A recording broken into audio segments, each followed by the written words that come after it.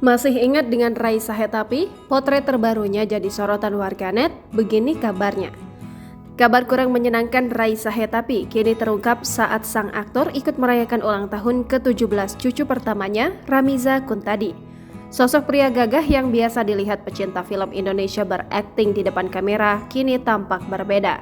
Raisa Hetapi yang sedang sakit tampak terbaring lemah di atas ranjang dikelilingi oleh keluarga tercinta. Penampilan pria kelahiran 1 Januari 1956 tersebut langsung menjadi sorotan warganet. Tubuh sang aktor tampak lebih kurus yang membuat wajahnya seakan tampak berbeda dari sosoknya yang dikenal publik. Terlihat pula bekas luka di kaki Raisa Hetapi saat duduk di sofa sambil didampingi oleh anak dan menantunya. Sedang terbaring sakit, senyuman Raisa Hetapi tetap mengembang saat keluarga tercinta datang menjenguknya di rumah. Merdianti Oktavia dalam unggahan Instagramnya nampak membagikan kondisi terbaru sang aktor. Tentunya kabar sakitnya Raisa Hetapi ini begitu mengejutkan lantaran beberapa waktu lalu masih aktif mempromosikan film terbarunya.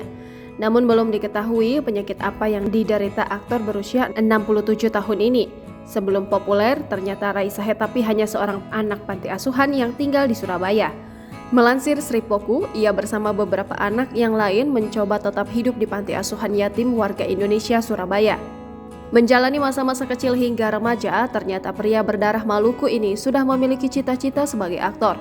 Raisa Hetapi tak berhenti mengejar mimpinya sebagai aktor ternama. Di tahun 1977, Raisa Hetapi menempuh pendidikan sarjana di Institut Kesenian Jakarta.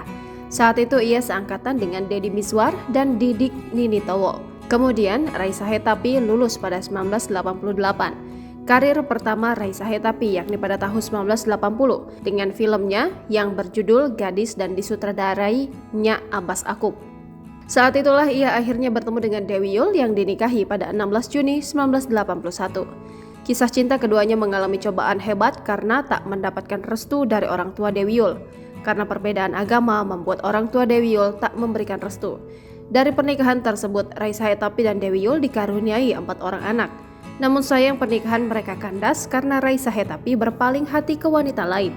Dewi yang tak mau dipoligami oleh Raisa Hetapi akhirnya melayangkan gugatan cerai.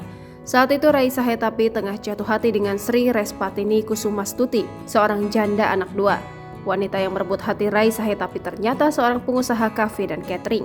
Selain itu, Sri Respatini pernah menjadi seorang dosen pertunjukan di Institut Kesenian Jakarta. Setelah resmi bercerai dengan Dewi Yull pada 24 Agustus 2004, Raisa Hetapi pun menikahi Sri di bulan Oktober.